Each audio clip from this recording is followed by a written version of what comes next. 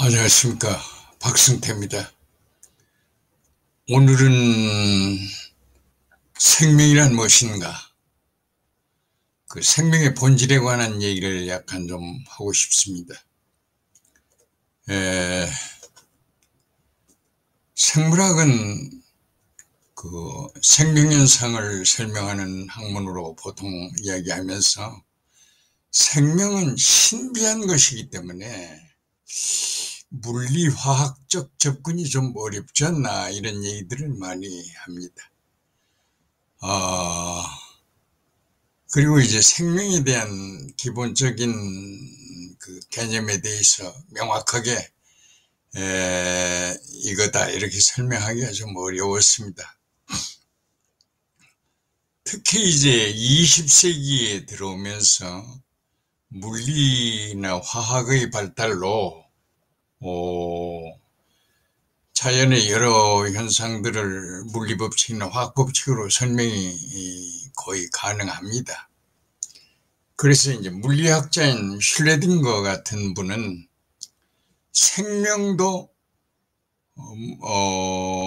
물리학적 법칙, 엔트로피 법칙에 벗어나지 않는다 이렇게 보고 그 엔트로피 법칙으로 설명이 가능하다 이렇게 내다봤습니다. 그게 20세기 중반쯤인데, 그 사이 이제 상당히 생물학은 여러 부분이 의외의 사람들에 의해서 밝혀집니다. 우선 그 생물의 가장 기본 단위라고 생각되는 세포 부분도 후크라고 하는 분이 간단한 그 현미경을 만들어서 콜케 절편을 이제 관찰하면서 이렇게 방으로 나눠 셀로도 있다 해서 이제 셀이라는 말을 붙이는데, 당시에는 물론 빈 방이었는데 이제 점점 여러 사람들이, 독일의 그 슈반 같은 분들이, 슐라이덴이라든지 이런 분들이 관찰한 바에 의하면 세포는 꽉 차져 있는 거예요. 그러니까 세포 벽이 있고, 멤브레인 벽이 있고, 그 벽 안쪽에 이제 여러 가지가 있는 것을 알게 됩니다. 그 중에 이제 가장 중요하게 또한 눈여겨봤던 것이 핵입니다. 세포 핵. 그리고 이제 핵막이 이제 둘러싸고 있고, 그리고 이제 그 세포질이라는 것이 이제 있는데, 핵과 그 세포질 사이에 이제 어떤 물질 교환이라든지 이런 것들이 상당히 자유로 이루어지는, 그러니까 필요한 것을 이제 받아들이고 불필요한 것을 내보내는 그런 역할들을 이제 알게 됩니다. 그런데 이제 그런 것이 이제 알려짐으로써 생명이 뭐다 설명하기가 극히 어렵게 됩니다. 그래서 이제 상당히 뭐라고 할까요? 여러 설이 이제 나오게 되는데, 그 생물학의 발달을 보면 의외의 사람들이 의외의 곳에서 상당한 연구를 통해서 도움이 되고 알려지게 됩니다. 이제 그 생명의 그 여러 가지 설명 중에 이제 우리가 세포막에 대해서는 그렇게 중요시하지 않았습니다. 그러니까 막이라고 하는 것이 이제 그렇게 중요한 부분이 아니다 이렇게 생각하는데, 최근에 이제 연구에 의하면 상당히 막이 그 중요하다. 간략하게 설명을 하면 인지질로 되어 있는데 4종류의 인지질로 되어 있는 걸로 되어 있습니다. 그런데 이 성질을 이용해서 약물이 정확하게 그 환부, 그러니까 질병이 발생한 곳에 약물이 배달되도록 택배 주소와 같이 세포막을 이용해서 택배를 공급하는 것과 같이 4단계로 해가지고 주소를 만들어서 어떤 그 치료제가 그 환부에 도달할 수 있도록 하는 기술이 밝혀졌습니다. 참 신기하지요. 생물학을 하다 보면 깜짝깜짝 놀랄 그런 일들이 많습니다.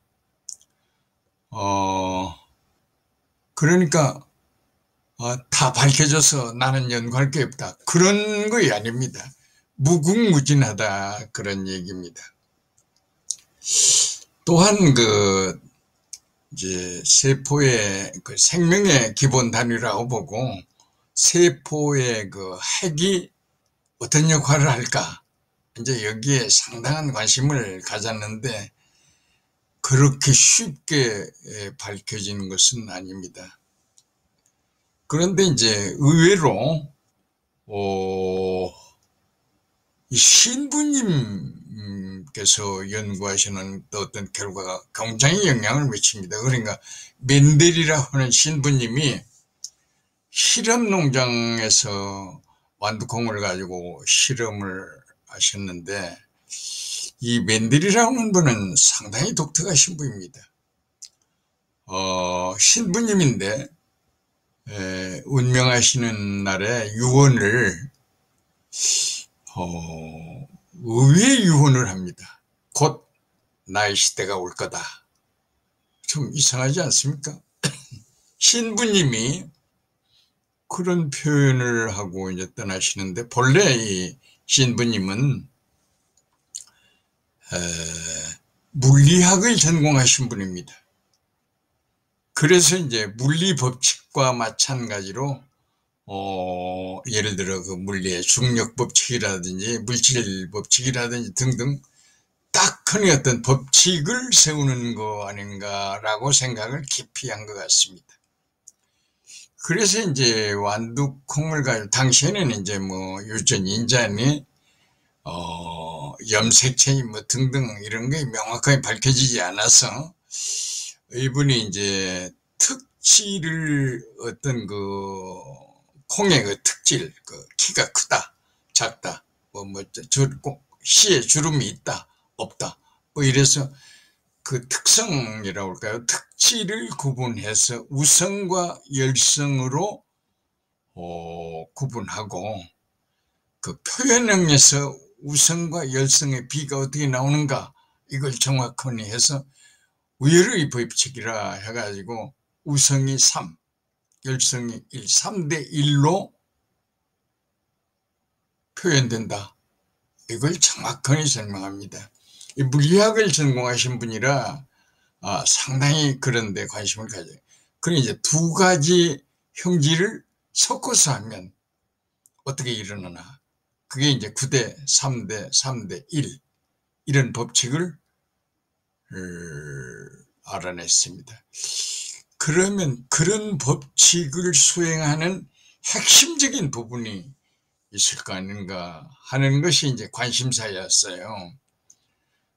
그것이 이제 유전법칙의 어떤 원리도 되지만, 그런 원리를 나타내는 핵심적인 부분, 그게 이제 핵이다, 이렇게 보고, 핵은 어떻게 됐나, 그리고 이제 여러 가지 연구를 통해서 여러 사람이 연구합니다만, 염색체라고 하는 것이 있고, 염색체는 생물마다 다릅니다. 염색체가 있고, 그 염색체가 핵 속에서 어떤 유전적 정보를 가지고 있다, 이렇게 본 겁니다. 이제 화학자들도 상당히 생물학에 대해서 관심을 갖고 연구하는데, 여러 사람의 연구 결과로 인해서 상당히 이 생물학의 그 어떤 원리가 밝혀지는데, 그게 이제 DNA라는 겁니다. 그 유전물질 DNA인데, 그 생물학의 센트럴 도그마를 이루는 DNA와 RNA, 프로테인 관계. 그러니까 DNA는 스스로 자기가 증식하는 능력을 가지고 있고, 이 DNA는 4개의 그 요소로 이루어지는데, 간단하게 말하면 A, T, G, C 4개의 요소로 이제 돼서 짝을 이루는데, 아데닌과 티민 또는 뭐 구아닌과 시토신 뭐 이런 식으로 연결이 되는데, 그 가운데 이제 연결 부위가 하이드로젠 본드이며, 에너지를 필요로 하지 않으면서 그런 어떤 역할을 할 수 있는 전기 에너지가 이제 인류가 이제 여러 가지 자연현상에서 보니까 거의가 이제 전기 에너지에 관계되는데, 그런 에너지 없이 가능하다, 그런 얘기죠. 나중에 이제 생물학에서 이용되는 에너지를 그 ATP라고 하는 요소를 알게 됩니다. 아데노신 트리포스페이트라고 해가지고 이제 그것이 어떻게 만들어지며 그것이 어떻게 이용되는가 하는 것들이 이제 에너지 문제는 생명 현상에서도 아주 중요합니다. 그런데 이제 우리가 그 DNA 구조를 이제 왓슨과 크레이기라고 하는 분이 이제 영국에서 연구해가지고 이제 그걸로 이제 노벨상도 받고 합니다. 그러면서 이제 생명이라고 하는데 한 걸음씩 가까이 가게 됩니다. 그런데 이제 여기서 이제 생각해 볼 것이, 그런데 이제 생물학이라는 학문을 이렇게 잘 보면, 생물학은 물리화학에 여러 가지 도움을 받습니다. 그런데 그 생물학은 그 수학, 컴퓨터 또는 그 공학 이런 학문이 뒷받침을 해야 됩니다. 그래서 이제 생물학은 크게 두 부분으로 이루어졌다 이렇게 보는데, 그 중에 하나가 세포설을 중심으로 한 그 세포란 존재하는 것, 있는 것, 콘크리트한 거여서 셀세오리에 의해서 발달된 방향의 생물학, 즉 간단히 한 서너 가지를 들면 MCD라고 해서 몰레큘러 바이올로지, 셀룰러 바이올로지, 그 다음에 디벨로프멘탈 바이올로지, 이렇게 봐서 이제 여러 가지 연구를 깊이 해나갈 수 있습니다. 그리고 이제 한쪽은 그 콘크리트한 것이 아니고 애브스트랙션한 추론적인 것, 즉 종이라고 하는 것. 그러니까 종은 실제 존재하는 건 아니죠. 추론한 겁니다. 그래서 이제 종 세오리라고 하지는 않고 스피시스 컨셉트에 의거한 학문으로 이제 진화론, 그리고 생태학 이런 것들이 발달되어 있습니다. 그런데 이런 학문들 중에 특히 종설을 중심으로 해서 진화론을 설명하는 것이 상당히 재미있게 오랜 기간 동안 많은 사람들의 관심을 갖고 깊이 연구되어 오는데, 이제 거기에 다윈이라는 분이 이제 정확하게 그걸 설명을 하게 됩니다. The Origin of Species라고는 1859년에 이제 책을 출간함으로써 종의 기원에 대한 설명이 됩니다. 이제 다윈이라고 하는 사람은 상당히 호기심이 많고 여러 분야에 관심이 많았던 분입니다. 본래 할아버지가 이제 생물학자였고, 재미있게 아버지 어머니가 사촌가입니다. 그리고 이제 아버지 어머니는 의사가 되기를 바라는데 비그로를 타면서 자연에 대한 관심도 많았고, 그분이 이제 경제, 지리, 뭐 천문학 등등 심리학 이런 그 많은 학문에 관심을 갖고 굉장히 재미있게 연구를 해온 것 같습니다. 그 다윈의 연구 노트라고 하는 것을 연구해 본 분들의 결론에 의하면 다윈처럼 호기심을 많이 가진 사람은 드물다, 이렇게 봅니다. 그래서 이분이 이제 결국은 종이라고 하는 것이 정확하게 뭐며, 종이 어떻게 발생하는가, 스페시에이션이 어떻게 이루어지는가, 그것을 밝힙니다. 그게 이제 진화론인데, 그때만 해도 이제 유전인자가 이제 소위 DNA가 명확하게 밝혀지지 않아서 상당히 어려운 그런 건데, 이제 진화론은 자연 선택에 의해서 이루어진다. 이제 자연 선택이라는 말을 종래는 그렇게 써오지 않았는데, 저희가 킴볼 생물학을 80년대 초에 로열티를 주고 탐구당에서 처음으로 이제 번역을 해서 출간을 하는데, 그때 자연도태라고 하는 말로 쓰던 것을 그것에서 자연 선택이라는 말로 바꿉니다. 그래서 지금은 이제 자연 선택이라는 말을 쓰는데, 자연 선택에 의해서 살아남아서 유전자를 후손에게 주면 그건 이제 번창하고, 그러지 못하면은 이제 도태된다, 이제 이런 내용입니다. 그래 우리가 일반적으로 이제 그렇게 생명 현상에 대해서 자연 선택이라는 이론이 부각이 되면서 생명의 단계를 명확하게 설명하게 한 걸음씩 한 걸음씩 이렇게 이제 나갑니다. 그래서다가 이제 DNA가 이제 왓슨 크리크 이론으로 설명이 완전히 되니까, 이제 생물의 물질대사, 그 메타볼리즘의 과정이라든지 생물의 그 증식, 결국은 세포 증식이 이제 그로우스에 관한 그런 이론으로 메타볼리즘이나 생장을 하는 특성, 이런 설명이 되어갑니다. 물론 생물학자들 중에도 그 생명 현상의 개념을 정확하게 하고 싶어서 이제 많이 얘기하는데, 지금 얘기한 대로 그 세포막이라든지 세포핵이라든지 유전적인 거라든지 이제 자연 선택, 그런 문제를 이제 설명을 합니다.